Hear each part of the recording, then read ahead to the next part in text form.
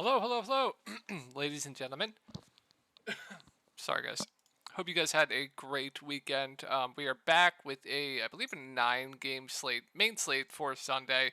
I won't be playing the early slate, but for you guys who do, I see that Charlotte is on it, so good luck. Have fun. If you don't know who I am, my name is Shook. I make videos for NBA. All these videos get posted on this subreddit right here called DF Sports. I make updates with all of the news that comes out, stuff like that. So at the end of the season, NBA, you're really going to want to check this out because a bunch of stuff changes from this video onwards. So make sure to check this out. You can also talk strategy in the comments, and then if you have any questions, I always reply to you. If you ever need to get a hold of me privately, you can do so on Twitter at Tori Langley 1992. Yeah. Also, if you're interested in joining my Discord, I'll have a link to that down below in the comments. Where I have player pools for cash and GPPs, cores for cash and GPPs, player pools. I also do XFL content. I do a whole bunch of shit. I can give you a sneak preview. I make private videos here. I make player pools here with cores. I have, we have people doing MLB content here. I'll give you free MLB projections as well if you want MLB projections. I'll post that stuff. I don't care if I get banned from fan. Like I don't care because their optimizer has just been awful. Like I said, I do XFL content and I do NBA content.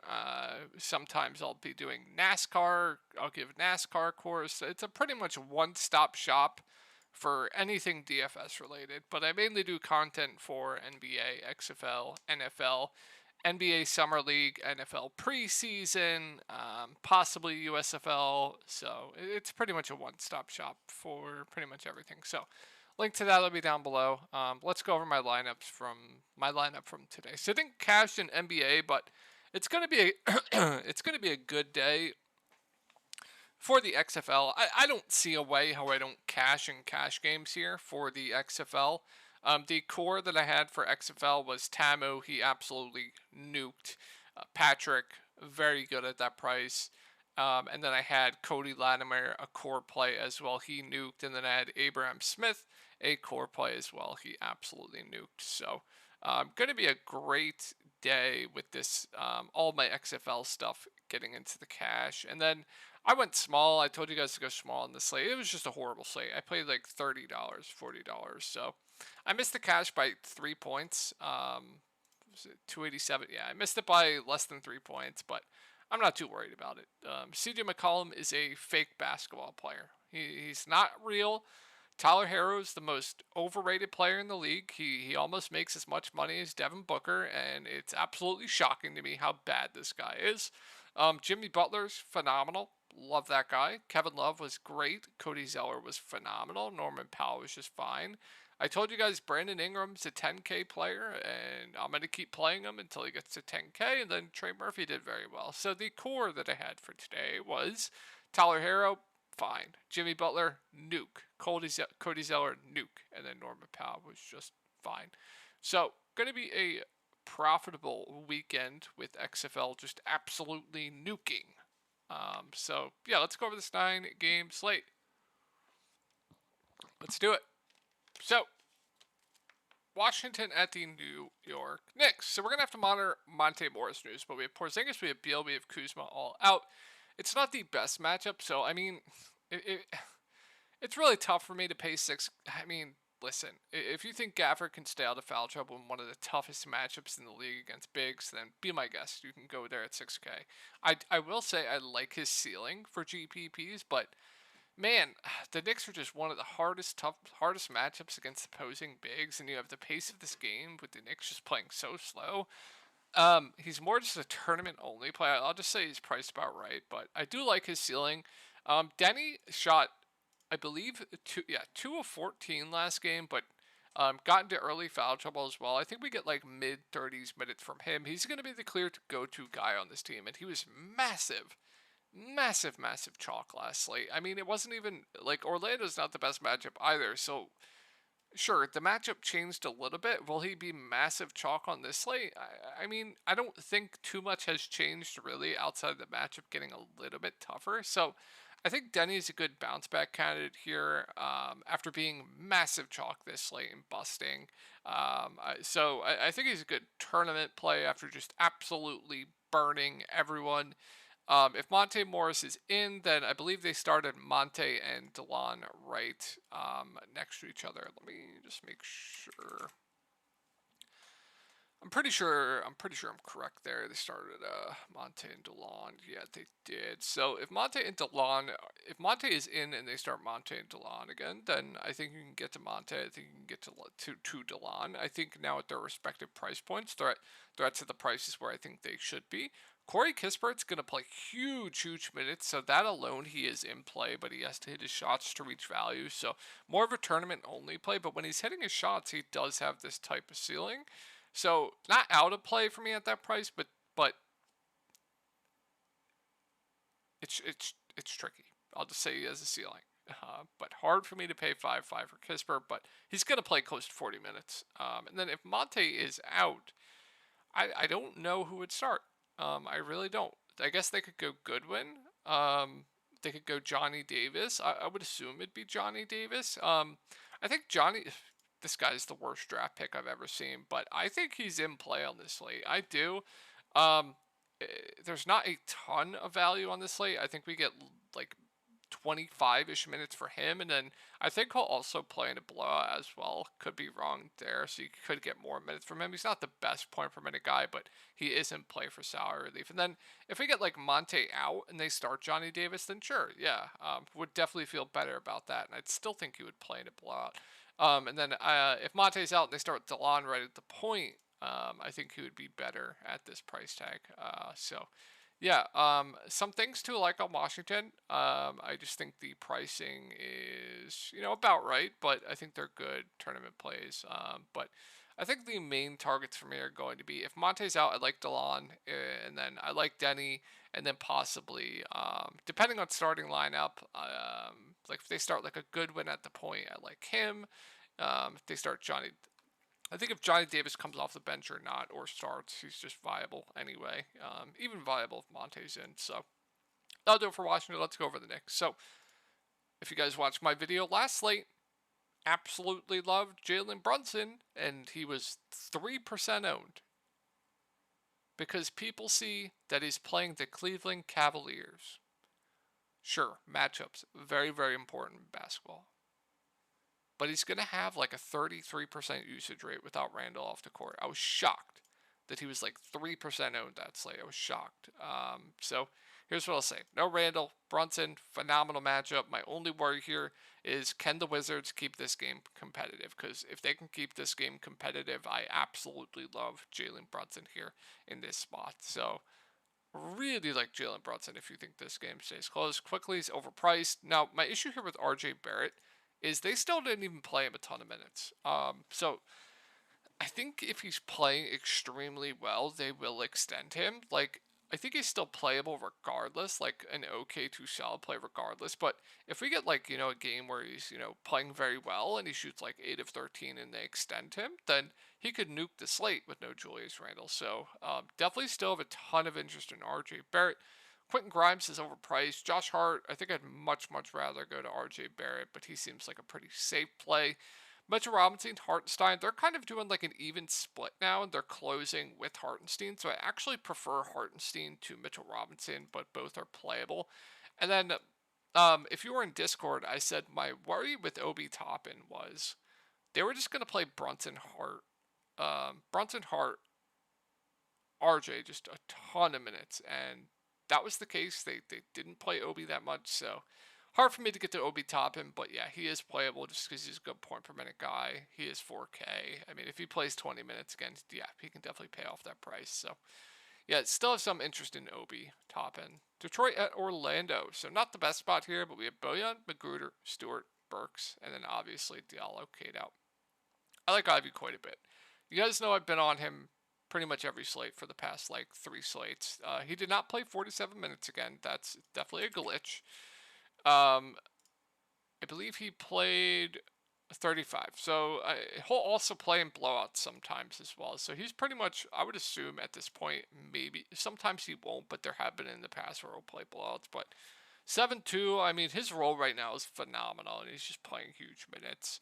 Not scared of Orlando defensively, so I think Ivy's a pretty good GPP play here once again. Bagley overpriced, Killian Hayes is overpriced. Duran Wiseman, they're kind of going with the hot hand right now. So up to you on what you want to do with either of them. Like, some games Duran will play a lot more, some games Wiseman will play a lot more. I have no idea which is going to happen, so they're viable tournament plays. I'm not going to get to anyone else though on Detroit. I think the main standout there is definitely just going to be Jaden Ivey. On to Orlando, so it's a phenomenal matchup here. Paulo Banchero is getting back to his early season form when he was just like nuking slates while he was in the hospital with COVID. So if you want to keep riding the hot streak with Paulo in a phenomenal matchup, I wouldn't hate you for it. I still think he's just a fine play for me, but if you want to keep riding that hot hand, I think that's perfectly reasonable. Fultz, Franz, no. Franz is like a safe play. Wannacard Jr. just not playing a ton of minutes right now, so it's hard to go there. With Suggs back, that kind of just like kills Cole Anthony for me at this price tag. Jalen Suggs himself probably plays low 20s minutes, a reasonable value, but I feel like we'll have better value opening up. I know you guys are going to hear me say that a lot here. So I don't know if you guys saw tonight, but Mavericks, they got to win games. So you're going to see Luka Doncic play I don't know if we'll play 45 minutes again on a back-to-back, but this is a big, big game against Atlanta. And you saw Kyrie play 42 minutes. You saw Tim Hardaway Jr. play 41 minutes. So I don't think you can project them for that many minutes, but I think they're going to try and play their guys as many minutes as they can handle. So I like Luka at the top here in a good matchup against Atlanta. Atlanta's going to push the pace here. I need to know if that's right. Like that. Hopefully Google isn't trolling. Like that. Is that right? He literally played 45 minutes tonight. It's right. It's literally right. So I don't think you can project him for them. You can't. You just can't. But I think they will play probably close to 40 minutes. So if that's the case, I like Luka at the top. The floor is just high. The ceiling is enormous. I think Kyrie's okay. Tim Hardaway Jr., if he's going to play over 40 minutes and hit his shots, reasonable at 5'6". Not going to get to Wood, not going to get to Hardy. I don't think I'll be playing any of these other guys. I will say, I guess Maxi Kleber is like an okay value at 3.6K, but not excited about that at all. And this guy's the biggest fraud in the NBA. I mean, but price came down. Not scared of Dallas defensively. I think I might be going back to Trae Young here, guys. I think I might. He was massive chalk this slate. Burned everyone. Sub 9K Trae against Dallas. Unfortunately, I like him here once again for tournaments. I like DeJounte Murray too. I mean, if you can't stomach playing Trae Young again, just go DeJounte Murray. But I like both the guards here for Atlanta. I apologize for that, guys. Capella at 5'9", him and Okongwu are kind of splitting the sentiments right now, so it's hard for me to get to either. And then with DeAndre Hunter out, they started Sadiq Bey last game. If he starts again, I think he's solid at 4'9". And then Bogdan probably plays low to mid-20s minutes off the bench, would be playable for value. But I prefer Bey to Bogdan if they're going to start Bey again. If they start Bogdan, we'll just reevaluate. Spurs, so I don't know what to say here. We have Keldon doubtful. We have Vassell out. We have Sochan out. We have Keita Bates-Diop questionable. Langford questionable. Doug McDermott questionable. So it's a good matchup. I still think Collins is solid even at this price tag. Just his floor is just super, super high right now. And if you get that game where he gets like close to a double-double with like 6-7 assists, he could absolutely nuke in a good spot. So I still have interest in Zach Collins. I think Trey Jones is easier to get to at this price tag. Seems like another pretty safe play to me in a fast-paced game. I think I want to target at least someone in this game, as long as you think it stays close. Sandro out to play with Zach Collins. In Branham, he'll start. He'll play in a blowout most likely as well. I think we get around 30 minutes from him. I think that's reasonable at that price tag. Keita Bates-Diop, if he's in, it's just going to take me off everyone else, and then we'll just monitor what the starting lineup is like They could go like Trey Jones, Zach Collins, Branham, and then Katie Bates Diop if he's in. Then I believe they started Champagne. The last game, you couldn't pay me to play him. Then if Langford's in, they could go Langford, but I don't think it would be anyone I'd really consider playing. So I don't really think this news down here changes too much for me. Let's move on to Sacramento. So it's a really good spot. If you think this game does stay close, then I like Sabonis at 10-1. His floor is just insane right now. He's stuffing the stat sheet. He's going to play huge minutes, probably close to 40 if this game stays close. So, yeah, sign me up for Sabonis.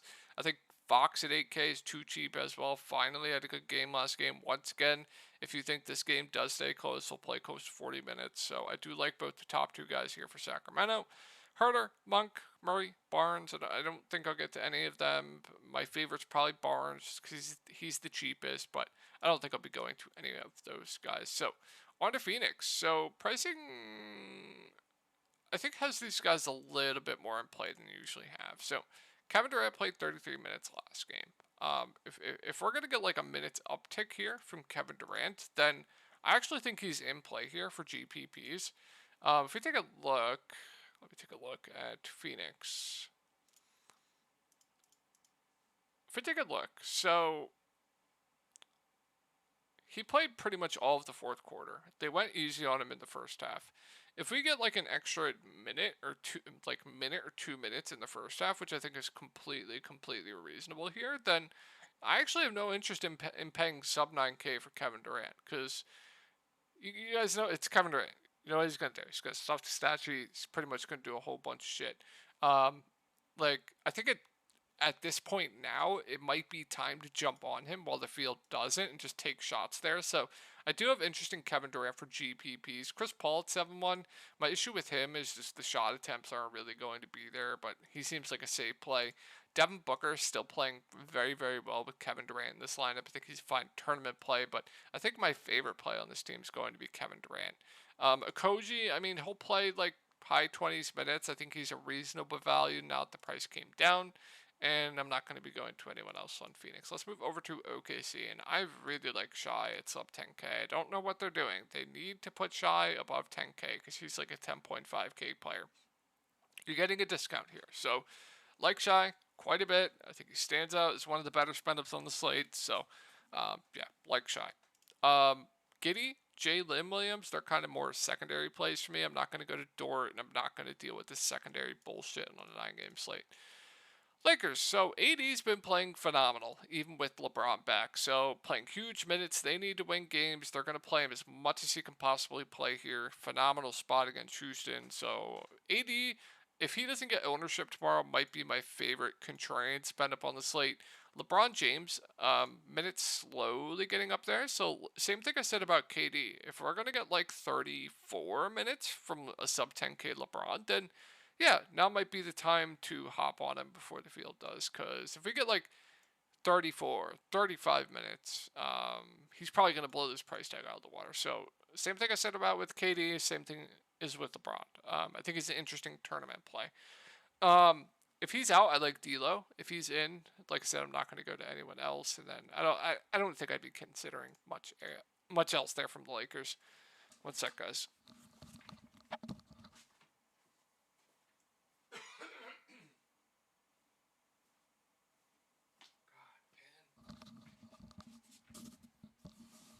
All right. On to Houston, and I like Houston quite a bit. It's the same thing I'm always going to be saying. They're just going to play huge minutes, even though they have nothing to play for. It's a phenomenal matchup against Lakers. These teams both play fast, like they don't play defense. So I really like Kevin Porter Jr. here. Him, Brunson, probably my two favorite point guard plays on the slate. Outside of the spend ups, so really like Kevin Porter Jr. I think Jalen Green's the pivot off there. I have a feeling Kevin Porter Jr. is going to be pretty popular tomorrow, so I like Jalen Green's ceiling. I like both the top two guys, but I really like Kevin Porter Jr. here. Second, not going to play huge minutes. I think we get around 30. Seems like an okay play at that price. Jabari, really only a guy I get to when Sengun's out, and then KD's overpriced, Tari's overpriced. There's just not much else. Last set of games here, guys. So Indiana, really tough matchup here. Miles Turner, I would bet my whole bankroll that he doesn't play tomorrow. We have Halliburton now. It's a really tough spot, so there just isn't much here for me. If you want to go to like Jalen Smith, Isaiah Jackson, they'll kind of split the center minutes. I think those two would be my favorite plays. Jalen Smith did play a little bit more last game. I don't know if that was because of Isaiah Jackson foul trouble. It probably was. Probably it wasn't. So, I mean, if you want to target the bigs, they're fine. Maybe TJ McConnell off the bench would be my favorite play just because he's the guy that can stuff the stat sheet. He'll probably play around 30 minutes. Did play in a blowout here as well and just nuked in the blowout. So if you get like that opportunity where he does play in a blowout, he'll probably nuke. So I think TJ McConnell's okay. I'm not going to get to Nemhard, Mathurin, these guys. These guys really only benefit when Hield's out. So yeah, not going to get to those guys. So Cleveland solely depends on Jared Allen for me. If Jared Allen's out, I think Mobley's just going to absolutely feast. And another team that needs to win games, they're going to run a extremely tight rotation here in a good spot. So if Jared Allen's out, I'm still fine paying that price for Mobley. I think Garland in this matchup is a good play as well. I know he's been quiet of late, but he'll also play massive minutes. I like the spot, so I do like Garland. I would rank him behind Brunson and Kevin Porter Jr., though. Mitchell at 9-1 has been playing very, very well as well. I think he's solid to okay. Just once again, going to play huge minutes. If Jared Allen's in, I like him at 6'6", as long as he's not on a limit. And then if he's out, you're probably going to see more Levert, more for the main guys. But they're running such a tight rotation, so it's like impossible to go to anyone outside of these like 5 guys right here. So on to Philly. So tough spot here. I think Embiid to find contrarian play. I'll keep saying it. I will keep saying it. I sound like a broken record. Milwaukee has been horrible against point guards. So if you want a very sneaky play for tomorrow, James Harden is it. No one's going to play him. Everyone sees the team playing Milwaukee. They just don't want to play anyone against them without actually looking. So James Harden, my sneaky play for him tomorrow. I'd like him for GPPs. And then it's just impossible to go to anyone else on this team, Milwaukee. So really tough spot here. I will say Giannis does seem too cheap at 11-3. So important game here once again. As long as this stays close, which it should, you're going to see full minutes for him. So I like Giannis. Middleton Drawer overpriced. Brook Lopez overpriced. I'm not going to be going to anyone else. Let's go over the Warriors. So not the best spot here. You guys know my takes on this team when they're healthy. Like, I'm always interested in Steph for GPPs just because he does have that very high ceiling. Clay, kind of the same thing as Steph. Always interested in GPPs just for the ceiling. Jordan Poole, I think we get mid-20s minutes from him. Once again, does have a ceiling. So I'm interested in the main 3 guys. They're not really standouts for me. I think Dre is... I don't like Dre at all tomorrow in this matchup. Kevon Looney might start if Jokic plays. We'll see. And then I think Kuminga is a reasonable value at 4.6K. So that'll do it for the Warriors. Let's go on to Denver. Murray, MPJ, KCP, Najee, all probable. Jokic questionable. If Jokic is in, I like Jokic a lot, assuming he's not on the limit.